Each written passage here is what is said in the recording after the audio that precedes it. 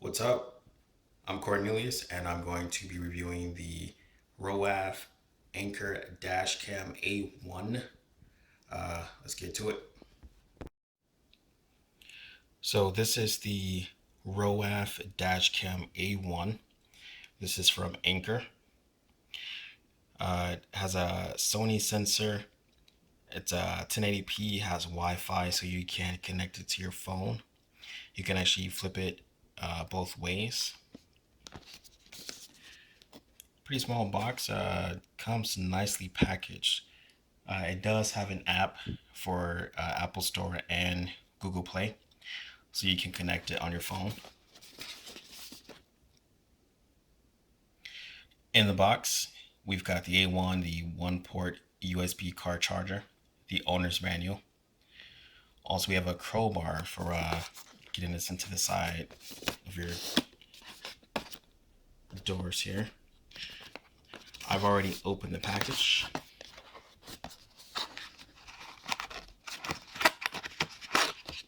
And again, it comes pretty neat in the package. Cameras up top. We've got the accessories in the bottom. Pretty sturdy. And here we go. This is the A1 itself.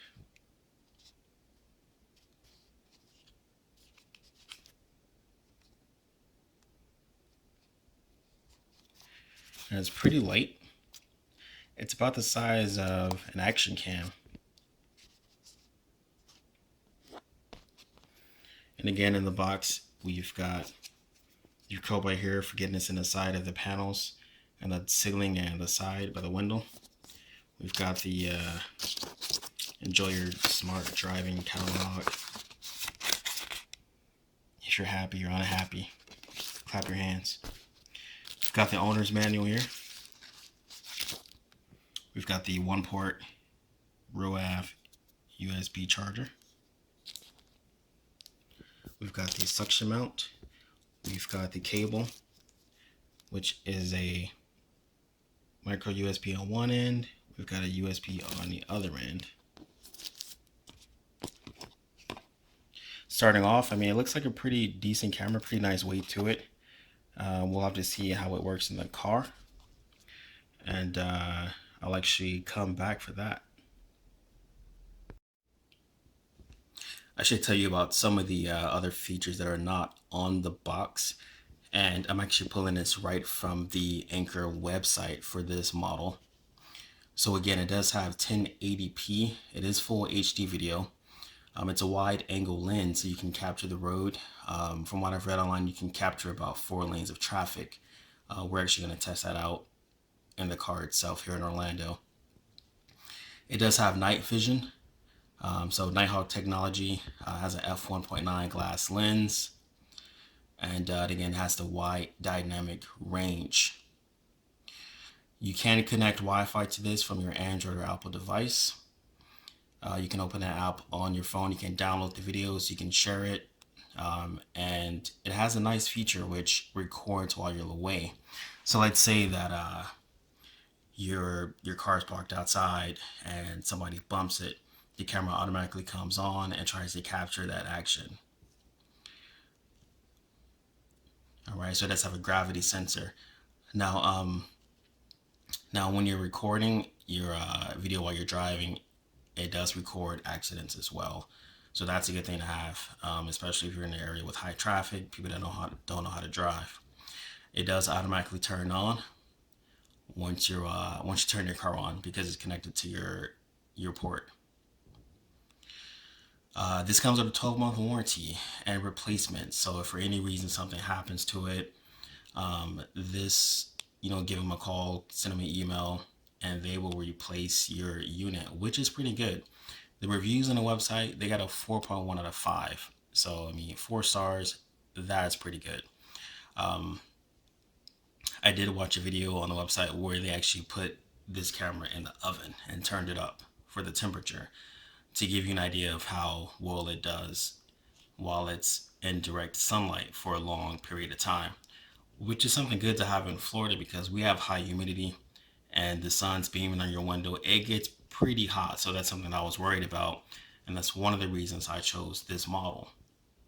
So I'm gonna go ahead and connect it in the car, and then I'll get back and download some videos and show you how it looks. So I'm actually gonna give you a little bit of a step-by-step because I noticed that this little port here is shaped a specific way, which means that this has to go in a specific way. So this is the mount here. Let's see if I can do this while holding this phone. So for your mount, you want to make sure that this thing at the bottom here, you want to make sure that you put it in and then slide it over to your left. If that makes any sense. It's pretty simple, but when you're putting it in, it does seem a little hard to pull it over. So just be careful you don't break it. And for your windows, you want to make sure you wipe the window off. I used some alcohol and wipe and just wiped it off so it's clean. That way that suction cup sticks, because sometimes these things fall off. You don't want the camera to fall while you're driving. All right, I went ahead and installed the Roav cam in my car. As you can see, I run the cord up to the ceiling and I run it all the way down to the panel here. And you can't see it, so you want to make sure that it's not somewhere where it's going to get tripped over, or someone's going to rip your camera out of the window. Not something you want. You do want to leave a little bit of gap in your cord, that way in case you have to adjust it. Mine is a little tight, but I'm going to pull it later and you adjust it. I did run it underneath the dash and you can't see it. So the cord's pretty hidden so it doesn't get stepped on by the passenger. And then you just run it in, you just plug it up. Now I'm not using the Anchor 1-port USB plug because I have a 4-port on my car already. So I'm just going to continue using that because I need it for the rest of my devices that I use in the car and when the kids are in here. So when you plug it in, it automatically comes on for the first time. And it's going to be hard to see it. I didn't take the screen off yet. Now I have a message to reformat my SD card, which I didn't do yet. I have an SD card from Dell. They recommend you put 32 gigabyte or 64 in there, and I think it's supposed to be like a SanDisk or something. I just used one that I had sitting in the house. It's brand new. It's a 16 gigabyte. So I'm going to play with it for a second and see if I can get it to come on with the one I have in there, and then I'll be right back. Alright, so I did get it to go past the SD card mode. It does say class 10 is required. Mine is not a class 10, so I'll change that later. But as you can see some of the settings here, you can change your 1080, the definition that you want to record in. You can use these arrows here. And it's hard to see on the camera, it's pretty bright outside today, but it has a loop recording, lets you change it. Sensitivity for when you're driving. This is your parking collision detection. The Wi-Fi for turning it on your phone. Then the time and date, which you want to set up from the beginning. And then the language, of course.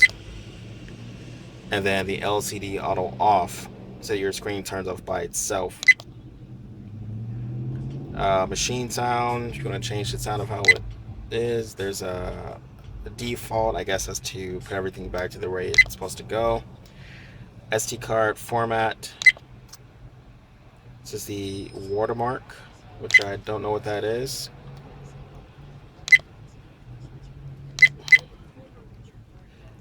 And it's pretty easy to navigate. You just use the arrows and then just press OK on what you want.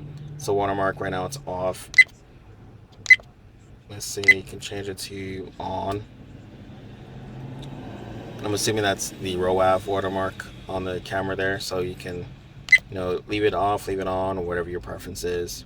So I'm gonna go back and set up the time and date. and then we'll get some screen captures of what it looks like when you're driving, because that's what we got it for, right? All right, and I'll be right back with that.